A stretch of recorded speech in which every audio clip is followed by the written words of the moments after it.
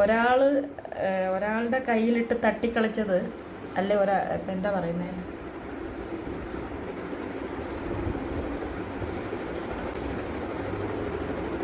ഒരാൾ പിച്ചി കീറി നശിപ്പിച്ച് വേണ്ടാന്ന് വെച്ച സാധനമാണ് അത്.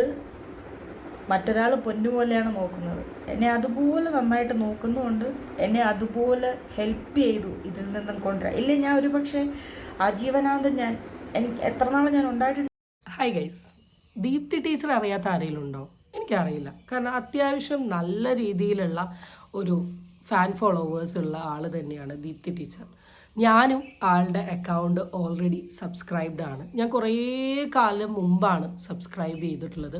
കാരണം എന്താണെന്ന് വെച്ചാൽ ദീപ്തി ടീച്ചറെ പറ്റി പറയുകയാണെങ്കിൽ ഷീസ് ബേസിക്കലി എ വിക്റ്റിമാണ്. എന്ന് വെച്ചാൽ ആദ്യം ഒരു കല്യാണം കഴിച്ചു. ആ പെർട്ടിക്കുലർ വ്യക്തി ഒരു ആൽക്കഹോളിക് ആണ്. പുള്ളിയിൽ നിന്ന് വലിയ രീതിയിലുള്ള ഫിസിക്കൽ അബ്യൂസ് നേരിട്ടു.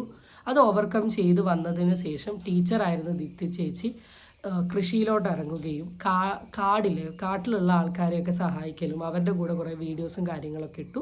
അതിനുശേഷം ഇപ്പോൾ റീസെൻ്റ്ലി സെക്കൻഡ് മാരേജൊക്കെ കഴിഞ്ഞ് നല്ല അടിപൊളിയായി ജീവിക്കുന്നു. പിന്നെ ദീപ്തി ചേച്ചിയുടെ ടീച്ചറുടെ വീഡിയോൻ്റെ താഴെയായിരുന്നു ഇങ്ങനൊരു മോശമായ കമൻ്റ് ഇട്ടൊരു ലേഡീനെ കണ്ടുപിടിച്ച് അവിടെ പോയി ഒരു ഇഷ്യൂ ഉണ്ടാക്കി. അങ്ങനെ അത്യാവശ്യം വൈറൽ ഫെയിമിൽ നിൽക്കുന്ന ഒരു ആൾ തന്നെയായിരുന്നു. അപ്പോൾ ഫസ്റ്റ് മാരേജിൽ ആൾ അനുഭവിച്ച പ്രശ്നങ്ങളും കാര്യങ്ങളും ഒക്കെ വളരെ ചെറുതായിട്ട് ആൾ വീഡിയോയിൽ ഷെയറപ്പ് ചെയ്ത സമയത്ത് ഒക്കെ ആൾക്ക് വലിയൊരു മാസീവ് സപ്പോർട്ട് ഉണ്ടായിരുന്നു. എന്നാൽ ഫസ്റ്റ് മാരേജ് കഴിഞ്ഞ് പക്ഷേ ആൾ എന്താ മാരേജിൽ സംഭവിച്ചത്, എന്താ പ്രശ്നങ്ങൾ എന്ന കാര്യങ്ങളൊന്നും ഷെയർ ചെയ്തില്ല. ഫസ്റ്റ് മാരേജ് കഴിഞ്ഞതിന് ശേഷമാണ് ആൾ ഒരു സെക്കൻഡ് മാരേജിലോട്ട് പോവുകയും ആ സെക്കൻഡ് മാരേജിൽ ഇപ്പോൾ ജീവിതം നല്ല അടിപൊളിയായി പോകുന്ന സമയത്താണ് ഫസ്റ്റ് മാരേജിൻ്റെ പല കഥകളും ഇങ്ങനെ കുത്തി ചോദിക്കാനും ഒക്കെ തുടങ്ങിയത്. അപ്പോൾ അതിനെ റിലേറ്റ് ചെയ്തിട്ട് ആൾ കുറച്ച് കാര്യങ്ങൾ എക്സ്പ്ലെയിൻ ചെയ്യുന്ന വീഡിയോസ് ഷെയർ ചെയ്തിട്ടുണ്ട്. നമുക്ക് അതിലോട്ടൊന്ന് പോകാം. എന്നെ ജോലിക്ക്, അതായത് എൻ്റെ PG കഴിഞ്ഞ് ജോലിക്ക് എന്നെ ഇൻ്റർവ്യൂ ചെയ്തെടുക്കുന്നത് എൻ്റെ ആദ്യ ഭർത്താവ്, അതായത് വിജയ് എന്ന പേരുള്ള വ്യക്തിയാണ് ഇൻ്റർവ്യൂ ചെയ്തെടുക്കുന്നത്. 1-2 ഘട്ട ഇൻ്റർവ്യൂ ഉണ്ടായിരുന്നു. ഇൻ്റർവ്യൂ ചെയ്തെടുത്തു. പിന്നെ കുറേ നാളുകൾക്ക് ശേഷം ഞങ്ങൾ തമ്മിൽ റിലേഷനിലായി. അയാൾ തന്നെ നമ്മളോട് ഇഷ്ടം പറഞ്ഞു, ആലോചിച്ചു. കാരണം ഞാൻ എന്നോട് ചോദിക്കുമ്പോൾ പറയുന്നതെല്ലാം സത്യസന്ധമായ കാര്യമാണ്. അപ്പം തിരിച്ച് എന്നോട് പറയുന്നതെല്ലാം സത്യമാണെന്ന് ഞാനും കരുതി. അത് നിങ്ങൾ ഇത്ര ചിന്തിച്ചാൽ മതി. ഒരു ഡിഗ്രി അല്ലെ ഒരു PG കഴിഞ്ഞ ഒരു പെൺകുട്ടി അന്നേരത്തെ മെൻറ്റാലിറ്റിയിൽ എന്താണോ ആ ഒരു എക്സൈറ്റ്മെൻറ്റ്, ഒരു പ്രണയത്തിൻ്റെ എക്സൈറ്റ്മെൻറ്റും കാര്യങ്ങളും എല്ലാം ഇതിൽ കൺവേ ചെയ്തത് ഇത്രയേ ഉള്ളൂ. ജോലിക്ക് പോകുന്ന സമയത്ത് അവിടെ വെച്ച് ഇൻ്റർവ്യൂ ചെയ്ത വ്യക്തിയായിരുന്നു ആദ്യ ഭർത്താവ്. ആളുടെ പേര് ഇതിൽ പറയുന്നു വിജയ് എന്നാണ്. അങ്ങനെ ആൾ പ്രപ്പോസ് ചെയ്യുന്നു, ഇവർ റിലേഷൻഷിപ്പിലാവുന്നു. പിന്നെ അത് ഫർദർ കല്യാണം എന്ന കാര്യത്തിലോട്ടൊക്കെ പോകുന്നു. ഇതാണ് ഫസ്റ്റ് കൺവേ ചെയ്തത്. പക്ഷേ ഇതിൽ ദീപ്തി ചേച്ചി പറഞ്ഞൊരു കാര്യമുണ്ട്. ഡിഗ്രി PG കഴിഞ്ഞ് ജോലിക്ക് കയറിയ സമയത്താണ് ഞങ്ങൾ പ്രണയത്തിലായത് എന്ന രീതി പറഞ്ഞു.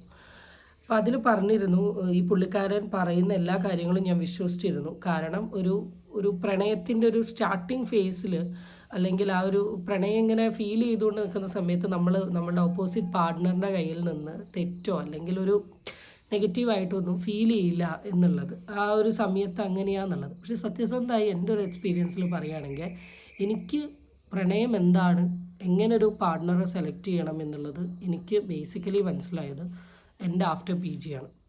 കാരണം PG ഫേസ് വരെ ഇറ്റ് വാസ് ലൈക്ക് ഒരു രസം അല്ലെങ്കിൽ ഒരു എൻജോയ്മെൻറ്റ്, ഒരു ജോളി, കൂടുതൽ തിങ്ക് ചെയ്യാണ്ടൊക്കെ എടുക്കുന്ന ഒരു ഡിസിഷനാണ് റിലേഷൻഷിപ്പ് എന്ന് പറയുന്നത്.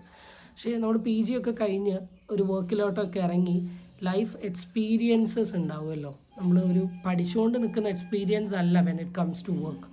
ആ ലൈഫ് എക്സ്പീരിയൻസ് ആണ് പല കാര്യങ്ങളും നമ്മൾ എന്ത് ചെയ്യുക മനസ്സിലാക്കി തരിക. അപ്പം തീരെ എക്സ്പീരിയൻസ് ഒന്നും ഇല്ലാണ്ട് ഒരു കുട്ടിപ്രായത്തിൽ തുടങ്ങിയൊരു പ്രണയം ആയതുകൊണ്ട് തന്നെ ആ പ്രണയത്തെയോ ആ വ്യക്തിയെ കുറിച്ചോ കൂടുതലൊന്നും ടീച്ചർ മനസ്സിലാക്കാൻ ശ്രമിച്ചിട്ടില്ല എന്നാണ് പറഞ്ഞത്. ടോക്സിക് റിലേഷൻ എന്ന് നമ്മൾ പറയില്ലേ, നമ്മൾ ആരുടെ മിണ്ടാൻ പാടില്ല, അങ്ങനെ വരാൻ പാടില്ല, ഇങ്ങനെ ഒരുങ്ങാൻ പാടില്ല, അങ്ങനെ സംസാരിക്കാൻ പാടില്ല. ഞാനാണ് നല്ലോണം വർത്തമാനം പറയും. പിന്നെ ഞാൻ വർത്തമാനം അങ്ങ് ഒതുക്കി. എനിക്കറിയാം ഞാൻ ഈ പറയുമ്പോൾ ഇതേ അവസ്ഥയെ കൂടെ പോകുന്ന ഒരുപാട് പെൺകുട്ടികളുണ്ട്. ഞാൻ ആദ്യം തന്നെ പറഞ്ഞോട്ടെ, ഇത് ഇന്നത്തെ എല്ലാ പ്രണയബന്ധത്തിലും കാണുന്ന ഒരു സാധനമാണിത്. കാരണം വേറെ ഒരാളോട് മിണ്ടരുത്, സംസാരിക്കരുത്, ഷാളിട്ട് പുറത്തിറങ്ങണമെന്ന്. ഈ ഒരു സാധനത്തിൻ്റെ ഒരു പ്രത്യേകത എന്താ അറിയോ? നമ്മുടെ ഒരു സ്റ്റാർട്ടിങ് ഫേസിൽ ഈ ഒരു സാധനം കാണുമ്പം നമ്മൾ കരുതുക എൻ്റെ ഏട്ടൻ എന്നോടുള്ള കെയറിങ് ആണ്, അല്ലെ എൻ്റെ ഏട്ടൻ എന്നെ കെയർ ചെയ്യാണ്, അല്ലെ എൻ്റെ ഏട്ടൻ എന്നോടുള്ള ഒരു ആത്മാർത്ഥ ഇഷ്ടത്തിൻ്റെ പുറത്ത് എൻ്റെ ഏട്ടൻ എന്നെ മറ്റൊരാൾക്ക് വിട്ടുകൊടുക്കാത്തതാണ് എന്നൊക്കെയാണ് നമ്മൾ സ്റ്റാർട്ടിങ് ഫേസസിൽ മനസ്സിലാക്കുക. പിന്നെ കുറച്ച് കഴിയുമ്പോഴാണ് ഇതൊരു ടോക്സിക് ആണെന്നും എൻ്റെ ഫ്രീഡത്തിന് അഗെയിൻസ്റ്റ് ആണെന്നും എനിക്കൊന്നും ചെയ്യാൻ പറ്റുന്നില്ല എന്നും എനിക്ക് ജോലി ചെയ്യാൻ പറ്റുന്നില്ല എന്നൊക്കെ മനസ്സിലാക്കുക. അപ്പോഴേക്ക് നിങ്ങൾ ഈ വ്യക്തിയുടെ പ്രണയ വലയത്തിൻ്റെ ഉള്ളിൽ കുടുങ്ങിയിട്ടുണ്ടാവും. നിങ്ങൾക്കത് അഡ്ജസ്റ്റ് ചെയ്ത് നിൽക്കാൻ പറ്റും ജീവിതകാലം മുഴുവൻ എന്ന് ഉറപ്പുണ്ടെങ്കിൽ മാത്രം സ്റ്റാർട്ടിങ്ങിലേ ഈ സാധനത്തിന് അക്സെപ്റ്റ് ചെയ്യുക. അല്ലെ മുഖത്ത് നോക്കി പറയും എനിക്കിത് പറ്റില്ല എന്ന് പറഞ്ഞ് ബ്രേക്കപ്പ് ആക്കിയിട്ട് അങ്ങോട്ട് പോവുക. അപ്രതീക്ഷിതമായി പുള്ളി എന്നെ ഉപദ്രവിച്ചു എന്ന് പറഞ്ഞാൽ എങ്ങനെ പറയുന്നത് വെച്ചാൽ ഞാൻ ആകെ അങ്ങ് ഷോക്കായിപ്പോയി. കാരണം വീട്ടിലൊന്നും നമ്മളെങ്ങനെ തല്ലേണ്ട അവസ്ഥയോ കാര്യമൊന്നും വന്നില്ല, ഒരു കാരണമില്ലാണ്ട് ഉപദ്രവിച്ചു. അപ്പോൾ ഒരു സ്റ്റാർട്ടിങ് പുള്ളിക്ക് കിട്ടിയല്ലോ. പിന്നെ എല്ലാ കാര്യത്തിലും ഉപദ്രവമായി. എനിക്ക് ഇട്ടെറിഞ്ഞ് പോകാൻ പറ്റില്ല. അതായത് അത് ഇപ്പം പലർക്കും തോന്നും നിങ്ങൾ പിന്നെ അന്നേരം കളഞ്ഞാൽ പോരായിരുന്നു, അന്നേരം അങ്ങ് വേണ്ടാന്ന് വെച്ചപ്പോൾ എനിക്കതിനുള്ള ധൈര്യവും ഇല്ലായിരുന്നു.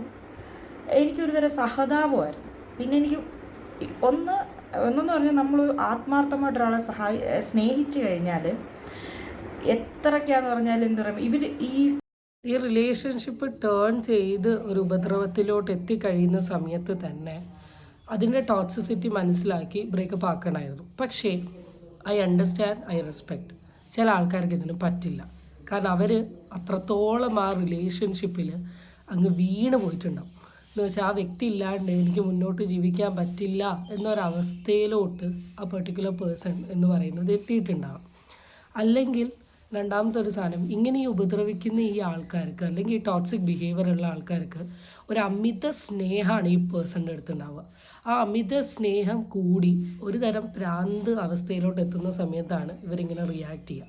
അപ്പോൾ അവർക്കൊരു അന്യൻ ഫേസാണ്. എന്ന് വെച്ചാൽ ദേഷ്യം പിടിക്കുമ്പോൾ ഭയങ്കര ദേഷ്യം പിടിച്ച് വയലൻ്റ് ആവും. അടുത്ത സെക്കൻഡ് ആകുമ്പോഴേക്ക് അവർ കരഞ്ഞ് പിടിച്ച് കാല് പിടിച്ച് എങ്ങനെയെങ്കിലുമൊക്കെ ഈ പ്രശ്നം അങ്ങ് സോൾവ് ചെയ്താണ്. ആ സോൾവിങ്ങിൽ നിങ്ങൾ ഒരു തവണ വീണ തീർന്ന മക്കളെ, പിന്നെ life long this is what gonna happen. പ്രശ്നം ഉണ്ടാക്കുക, സോറി പറയുക, സോൾവ് ചെയ്യുക, പ്രശ്നം ഉണ്ടാക്കുക, സോറി പറയുക, സോൾവ് ചെയ്യുക. ഒരു ദിവസം എന്ത് പറ്റിയെന്ന് പറഞ്ഞാൽ ഞാൻ എന്തോ ഫുഡിൻ്റെ ഇറിറ്റേഷൻ വന്നിട്ട് ഞാൻ ഛർദ്ദിച്ചിട്ട് നേരെ തറയിലങ്ങ് തല കറങ്ങി വീഴുമ്പോൾ ഞാനും അയാൾ മാത്രമേ ഉള്ളൂ. ഇയാൾ എന്ത് ചെയ്ത് തല കറങ്ങി വീഴുക എന്നെ ഒരുപാട് അങ്ങ് തൊഴിച്ചു, കാല് വെച്ച് തൊഴിച്ച് ചവിട്ടി ശരിയാക്കി. ചവിട്ടി ഭിത്തിക്കങ്ങ് ചേർത്ത് വയറ്റിലും മേത്തും ഒക്കെ കുറേ അങ്ങ് ചവിട്ടി. എന്നിട്ട് അപ്പോൾ എനിക്ക് മേല് മൊത്തം ചതവും വേദനയൊക്കെ ആയി. അപ്പം എന്ത് ചെയ്തു എന്ന് വെച്ചാൽ ഞാൻ പിന്നെ വർക്ക് ചെയ്യണമല്ലോ, സ്കൂളിൽ പോകണമല്ലോ, ലീവ് എടുത്തിരിക്കാൻ പറ്റില്ലല്ലോ. അപ്പോൾ ആളെന്ത് ചെയ്തു, എനിക്ക് പെയിൻ കില്ലർ തന്നു വേദന മാറാൻ വേണ്ടി. ഇനി അങ്ങോട്ടുള്ള വീഡിയോ ഭാഗങ്ങളിൽ പുള്ളിക്കാരി എക്സ്പ്ലെയിൻ ചെയ്യുന്നത് പുള്ളിക്കാരി ഈ ഒരു റിലേഷൻഷിപ്പ് കണ്ടിന്യൂ ചെയ്ത സമയത്ത് അഭിമുഖീകരിക്കേണ്ടി വന്നിട്ടുള്ള പ്രശ്നങ്ങളാണ്. അപ്പോൾ ഈ ഒരു ചെറിയ പാട്ടിൽ നിന്ന് തന്നെ അറിയാം ഭയങ്കര വയലൻറ്റ് ബിഹേവിയർ ഉള്ള ഒരാളെ ഫിസിക്കലി അറ്റാക്ക് ചെയ്യുന്ന കാറ്റഗറിയിലുള്ള ഒരു വ്യക്തി തന്നെയാണ് ഈ പാർട്ട്ണർ എന്ന്. അപ്പോൾ എനിക്ക് മേല് മൊത്തം ചതവും വേദനയൊക്കെ ആയി. അപ്പം എന്ത് ചെയ്തു എന്ന് വെച്ചാൽ ഞാൻ പിന്നെ വർക്ക് ചെയ്യണമല്ലോ, സ്കൂളിൽ പോകണമല്ലോ, ലീവ് എടുത്തിരിക്കാൻ പറ്റില്ലല്ലോ. അപ്പോൾ ആളെന്ത് ചെയ്തു, എനിക്ക് പെയിൻ കില്ലർ തന്നു വേദന മാറാൻ വേണ്ടി. മാപ്പൊക്കെ പറഞ്ഞു, പെയിൻ കില്ലർ തന്നു. പിന്നീട് ഇത് എന്ത് പറ്റിയെന്ന് പറഞ്ഞാൽ ഇതൊരു സ്ഥിര സംഭവമായി. ഉപദ്രവിക്കും, മാപ്പ് പറയും, പെയിൻ കില്ലർ തരും, ഞാനിത് കഴിക്കും. പിന്നീട് എന്ത് പറ്റിയെന്ന് പറഞ്ഞാൽ ഇതൊരു തരം അഡിക്ഷനാണോ എന്താണെന്ന് എനിക്ക് അറിഞ്ഞൂടാ. എനിക്ക് അതായത് എന്നും ശരീരവേദന, എന്നും ഈ പെയിൻ കില്ലർ തന്നെ, ഇത് തന്നെ സംഭവം. അങ്ങനെ ഇത് ഒരു 1-2 ദിവസമല്ല, വർഷങ്ങളോളമായിട്ട് ഇതിങ്ങനെ തുടരുകയാണ്. പിന്നെ നമുക്ക് ഒരു പെയിൻ കില്ലർ കഴിച്ചാൽ പറ്റാണ്ടായി, 2 എണ്ണമായാൽ പറ്റാണ്ടായി. അത് വല്ലാത്തൊരു തരം സ്വഭാവമായത്. അപ്പോൾ പലർക്കും ഇവിടെ ഏറ്റവും കൂടുതൽ ഡിസ്കഷൻ വന്ന ഒരു പോയിന്റ് ഇതാണ്. പുള്ളിക്കാരിനെ ഇങ്ങനെ ഫിസിക്കലി അറ്റാക്ക് ചെയ്യുന്ന സമയത്ത് പെയിൻ കില്ലർ കൊടുക്കുമായിരുന്നു. അങ്ങനെ ഒരു ആൽക്കഹോളിക് ആണെങ്കിൽ ഓഫ് കോഴ്സ് 100% വയലൻറ്റ് ബിഹേവിയറുള്ള ആൽക്കഹോളിക് എന്ന് വെച്ചാൽ കാറ്റഗറി പ്രോബ്ലം ഡ്രിങ്കേഴ്സ് എന്ന് വെച്ചാൽ അവർ കുറച്ച് അടിക്കുകയാണെങ്കിൽ തന്നെ ഇവർ ഭയങ്കര പ്രശ്നക്കാരാവും, ഭയങ്കര ഉപദ്രവം, തല്ല്, ചവിട്ട്, കുത്ത്, നാട്ടിൽ തല്ല്, അങ്ങനത്തെ ഒരു കാറ്റഗറിയാവും. ഈ കാറ്റഗറിയിലുള്ള ആളാണ് താങ്കളുടെ ഹസ്ബൻഡ് എങ്കിൽ ഓഫ് കോഴ്സ് പല ഡെയിലി തല്ലും ചവിട്ടും കുത്തും കിട്ടേണ്ടി വരും. എത്രയോ നമുക്കറിയാം അങ്ങനത്തെ സ്വഭാവമുള്ള കുടിയന്മാരെ. എന്നാൽ കുടിച്ചാൽ വളരെ സൈലൻ്റായി നിൽക്കുന്ന ആളുണ്ട്. അപ്പം ദീപ്തി ടീച്ചർ പറഞ്ഞ അനുസരിച്ച് ഈസ് ബേസിക്കലി ഒരു പ്രോബ്ലം ഡ്രിങ്കറാണ്. അപ്പം എന്തായാലും അടിച്ചു കഴിഞ്ഞാൽ എപ്പോഴും ഹോസ്പിറ്റലിൽ കൊണ്ടുപോകാൻ പറ്റില്ല. കാരണം ഹോസ്പിറ്റലിൽ കൊണ്ടുപോയി ഓഫ്കോഴ്സ് ചോദ്യം വരും. അപ്പം അതുകൊണ്ട് പെയിൻ കില്ലർ കൊടുത്തു. ഇവിടെ വരുന്ന 3 ചോദ്യം: പെയിൻ കില്ലർ അഡിക്റ്റ് ആവുമോ? രണ്ടാമതൊരു സാധനം, എങ്ങനെയാണ് ഇത്രയും കാലം ഒരാൾക്ക് പെയിൻ കില്ലർ ഇങ്ങനെ കുടിക്കാൻ പറ്റുക എന്ന് വെച്ചാൽ കണ്ടിന്യൂസ് ആയി കുടിക്കാൻ പറ്റുക? മൂന്നാമത്തത്, ട്രീറ്റ് ചെയ്ത് മാറ്റേണ്ട അത്ര ലെവലിലുള്ള അഡിക്ഷനുള്ളൊരു സാധനമാണോ ഇത്? ഈ 3 ചോദ്യത്തിനുള്ള മറുപടി തരാനാണ് ഞാൻ ഈ വീഡിയോ ചെയ്തത്. കാരണം അല്ലെങ്കിൽ ദീപ്തി ചേച്ചീനെ സപ്പോർട്ട് ചെയ്തിട്ട് എത്രയോ വീഡിയോ ഓൾറെഡി ചെയ്തിട്ടുണ്ടാവും. ഫസ്റ്റ് തിങ് എന്ന് പറയുന്നത്, മെഡിസിൻസ് നമ്മൾ അഡിക്റ്റ് ആവാനുള്ള ചാൻസ് വളരെ കൂടുതലാണ്. നിങ്ങൾക്ക് എല്ലാവർക്കും കണക്ട് ചെയ്യാൻ പറ്റുന്ന ഒരു മരുന്ന് ഞാൻ പറഞ്ഞുതരാം. സിട്രസിൻ എന്ന് വെച്ചാൽ നമുക്ക് ഈ ജലദോഷം, തുമ്മൽ, മൂക്കടപ്പൊക്കെ വരുമ്പോൾ കുടിക്കുന്ന ഒരു സാധനമാണ്. ഇത് യൂസ് ചെയ്യുന്ന ആൾക്കാരെ നിങ്ങൾ ശ്രദ്ധിച്ച് നോക്കുക. ഇവർക്കിത് വീണ്ടും വീണ്ടും വീണ്ടും യൂസ് ചെയ്യാനുള്ള ടെൻഡൻസീസ് ഉണ്ട്. കാരണം സിട്രസിൻ യൂസ് ചെയ്താൽ നമുക്ക് നല്ല രീതിയിലുള്ളൊരു മയക്കം കിട്ടും. ഒരു 8 to 9 hours നല്ലൊരു ഉറക്ക് കിട്ടാനുള്ള ചാൻസ് കൂടുതലാണ്. അപ്പം മെഡിസിൻസ് ഓഫ് കോഴ്സ് നമ്മൾ ഈസിലി അഡിക്റ്റ് ആവുന്ന ഒരു സാധനം തന്നെയാണ്. അപ്പോൾ what she said was right. Second thing, ഇത് അവൈലബിൾ ആണോ എന്ന്. അതെങ്ങനെയാണെന്ന് വെച്ചാൽ, ഇപ്പോൾ ഈ കുടിയന്മാരെ നിങ്ങൾ ശ്രദ്ധിച്ചോളൂ, അവർക്കില്ലാത്ത കണക്ഷൻസ് ഉണ്ടാവില്ല. അവർക്ക് അറിയുന്ന ആൾക്കാരായിരിക്കും അവരുടെ നാട് ഫുള്ളുള്ളത്.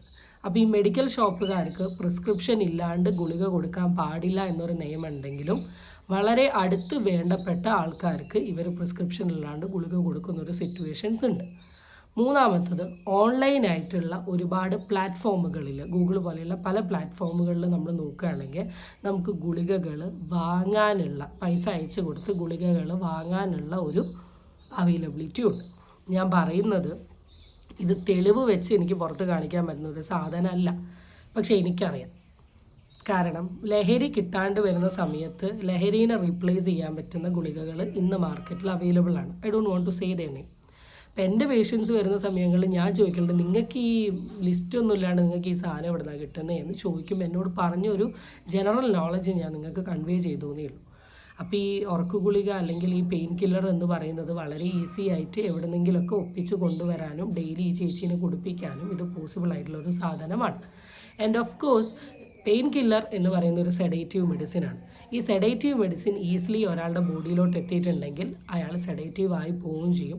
ആ സെഡേഷൻറ്റീവ് ഫീച്ചേഴ്സ് അയാളെ കൊണ്ട് വീണ്ടും വീണ്ടും ഇത് കുടിപ്പിക്കാനുള്ള ഒരു ടെൻഡൻസി കൂട്ടുകയും കണ്ടിന്യൂസ് ആയി 1 മാസം കുടിച്ച ഒരു വ്യക്തിക്ക് ഈ സെഡേറ്റീവ് മെഡിസിൻ ഇല്ലാണ്ട് ഉറങ്ങാൻ പറ്റാത്ത ഒരു സിറ്റുവേഷനിലോട്ട് അയാൾ പോവുകയും ചെയ്യും. അങ്ങനെയുള്ള സമയം this is a treatable condition where that particular person ഒരു സൈക്കോളജിക്കൽ ഇൻസ്റ്റിറ്റ്യൂട്ടിൽ പോയിട്ട് ട്രീറ്റ്മെൻറ്റ് എടുക്കേണ്ട സിറ്റുവേഷൻ വളരെ ഇമ്പോർട്ടൻ്റ് ആണ്. ആൾക്ക് ഇതിൻ്റെ ഇടയിൽ ആളൊരു ഹോസ്പിറ്റലിൽ പോയി ട്രീറ്റ്മെൻറ്റ് എടുത്തത് പറഞ്ഞത് ഇത് തന്നെയാണ്. ഈ പെയിൻ കില്ലേഴ്സിൻ്റെ അഡിഷൻ്റെ ഭാഗമായിട്ടാണ് എനിക്കൊരു ചികിത്സാലയത്തിൽ പോയി ട്രീറ്റ്മെൻറ്റ് എടുക്കേണ്ടി വന്നത് എന്നതിൽ കൺവേ ചെയ്തിട്ടുണ്ട്. ദാറ്റ് ഈസ് 100% ഫാക്റ്റാണ്. പെയിൻ കില്ലേഴ്സ് അഡിക്റ്റ് ആയതിൻ്റെ ഭാഗമായിട്ടാണ്. ആളുടെ ഫോണ് എനിക്ക് എന്തോ പുള്ളി ഫോണിൽ ഓരോ ഫോട്ടോസൊക്കെ ഇങ്ങനെ കണ്ട് മെയിലിൽ നിന്നൊക്കെ ഓരോന്ന് കണ്ടിട്ട് ഫോൺ അവിടെ വെച്ചു.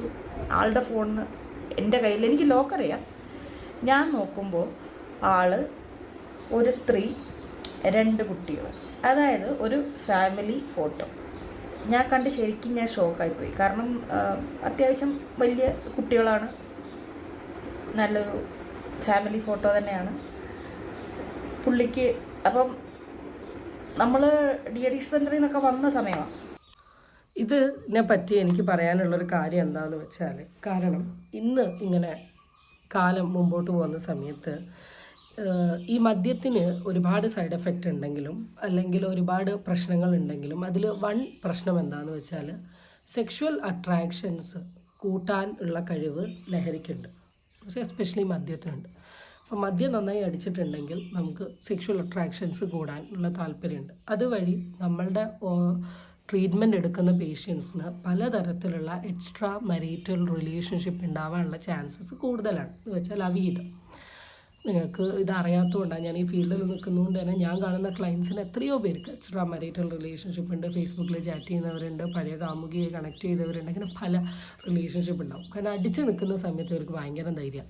ആ ധൈര്യത്തിൻ്റെ പുറത്ത് പലരോടും പലതും പറയും. പിന്നെ അത് റിലേഷൻഷിപ്പ് ആവും.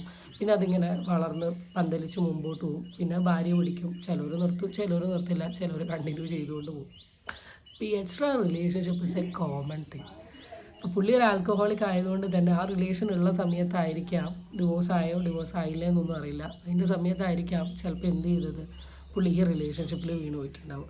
ഈ റിലേഷൻഷിപ്പിൽ വീണ സമയത്ത് പിന്നെ ഇതും ഒഴിവാക്കാൻ പറ്റാണ്ട് ഇതും അതും കണ്ടിന്യൂ ചെയ്തു പോകുന്നൊരു സിറ്റുവേഷനിലോട്ട് പോയതാണ്. അപ്പം എന്തൊക്കെ ഒരു പെണ്ണിന് സഹിക്കാൻ പറ്റുമെങ്കിലും ഒരിക്കലും സഹിക്കാൻ പറ്റാത്ത ഒരു സാധനമാണ് തൻ്റെ പാർട്ട്ണറിന് വേറൊരു പെണ്ണുമായിട്ട് ബന്ധം ഉണ്ടായിരുന്നു എന്നുള്ളത്.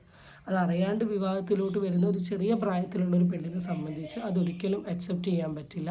അങ്ങനെ അത് പിന്നെ ഫ്രണ്ടോട്ട് പോകുമ്പം അതൊരു എന്തായാലും ബ്രേക്കപ്പിലോട്ടേ പോകും. ഞാൻ എപ്പോഴും പറയുന്നുണ്ട്, നിങ്ങൾ അവിധം നിങ്ങളുടെ ഭാര്യ പിടിച്ചിട്ടുണ്ടെങ്കിൽ നിങ്ങൾ മരിക്കുന്ന അന്ന് വരെ നിങ്ങളിത് കേട്ട് വെക്കേണ്ടി വരും.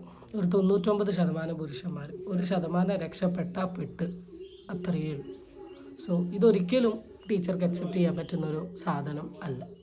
അതിന് കല്യാണത്തിന് മുമ്പാണെങ്കിലും കല്യാണം കഴിഞ്ഞിട്ടാണെങ്കിലും അത് ഡിവോഴ്സ് ചെയ്തതാണെങ്കിലും എന്താണെങ്കിലും ടീച്ചർ എന്നല്ല ഒരു പാർട്ട്ണറിനും അക്സെപ്റ്റ് ചെയ്യാൻ പറ്റുന്ന ഒരു സാധനം തന്നെയല്ല ഇത്. സോ ഇത്ര കാര്യങ്ങൾ പറയാൻ വേണ്ടിയിട്ടാണ് ഞാൻ മെയിനായിട്ട് ഈ ഒരു ടോപ്പിക് എടുത്ത് സംസാരിച്ചത്. ഇനി ബാക്കി ടോപ്പിക്കുമായിട്ട് വീണ്ടും കാണാം. Bye bye.